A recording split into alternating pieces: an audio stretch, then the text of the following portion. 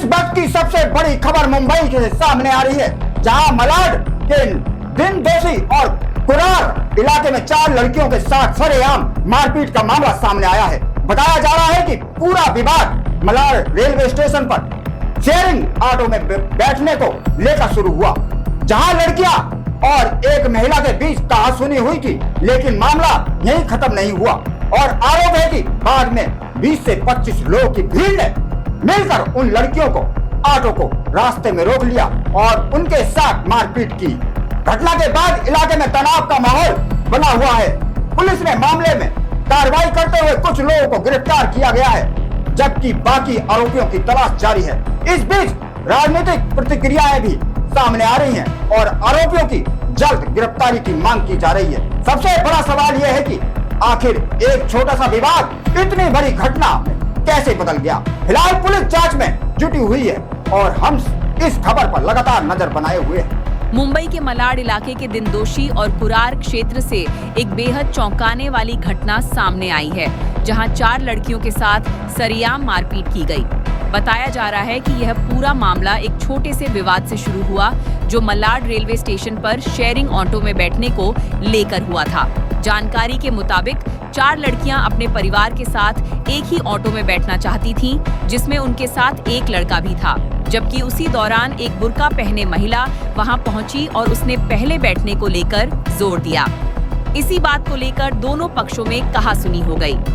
Auto driver ने स्थिति को संभालने के लिए उस महिला को पहले जाने दिया और लड़कियों को दूसरी ऑटो लेने को कहा, लेकिन यहीं से मामला खत्म नहीं हुआ।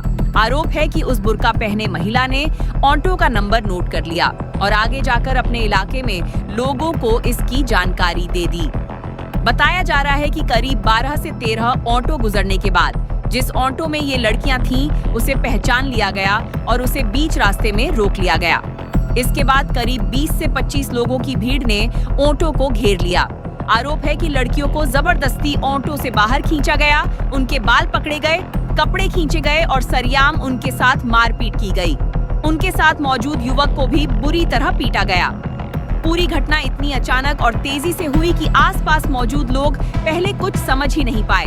बताया जा रहा है कि कुछ हमलावर टोपी पहने हुए थे और संगठित तरीके से वहां पहुंचे थे। इस घटना के बाद इलाके में भारी तनाव फैल गया।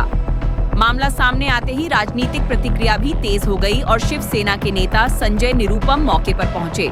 वहां हनुमान चालीसा का पाठ किया गया और लोगों ने जय श्री राम के नारे लगाए। महीने अपने मुस्लिम भाइयों को रोजा मुबारक और ईद मुबारक करते हैं, लेकिन ऐसे पवित्र महीने में जिस तरीके से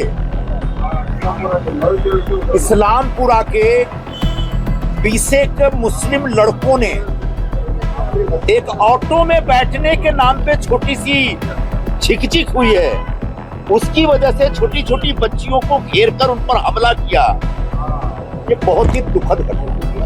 यह एक प्रकार की मॉब लिंचिंग की घटना है। वो कोई भी लड़की हो सकती है। अगर आप मर्द हैं तो 20-20 मर्द जमा होकर के छोटी छोटी बच्चियों को घेर के मार रहे हैं। उतना ही बोला कि हमारा टर्न है तो हम बैठेंगे यहाँ पे, लाइन से शेयरिंग रिक्शा में सब बैठ कर जाते हैं। हमने उनको इतना ही बोला कि आप उतर जाइए, हमें बैठने दीजिए। तो वो हमें गाली गलौज करने लग गए कि मम्मी के ऊपर गाली देने लग गए, फिर बोलते हैं कि मारूंगी, थप्पड़ मारूंगी, ये सब बोला। तो वहाँ पे हम लोग का मैटर क्लोज हो गया था आमने सामने बात करके। उसके 5 मिनट बाद हम दूसरी रिक्शा में बैठ के गए। तो जैसे ही हम मयूर ज्वेलर्स की वहाँ पे पहुँचे, वैसे ही वो लेडीज सारे 20 से 25 लोगों को लेकर आ गई और बोलती है कि ये 3 लड़कियों को मारो, कि ये तीनों लड़कियों को मारो। इन्होंने अल्लाह के बारे में ये बोला, वो बोला, मुझे गाली दिया, मेरी मम्मी को गाली दिया, ये सब बोला। फिर भी हमने उनको ऐसे बोला जो भी है शांति से बात करो। तो वो हमें रिक्शा में बैठ के ऐसे हमको खींच के रिक्शे से बाहर निकाला। पहले तो रिक्शा वाले को ही मारा उन्होंने, उसके बाद फिर हमें रिक्शे से निकाला और हमें भी मारा। इसके साथ ही आरोपियों की जल्द गिरफ्तारी की मांग उठाई गई। इसके बाद संजय निरुपम पुलिस स्टेशन भी पहुंचे और उन्होंने पुलिस से तुरंत सख्त कार्रवाई करने की मांग की।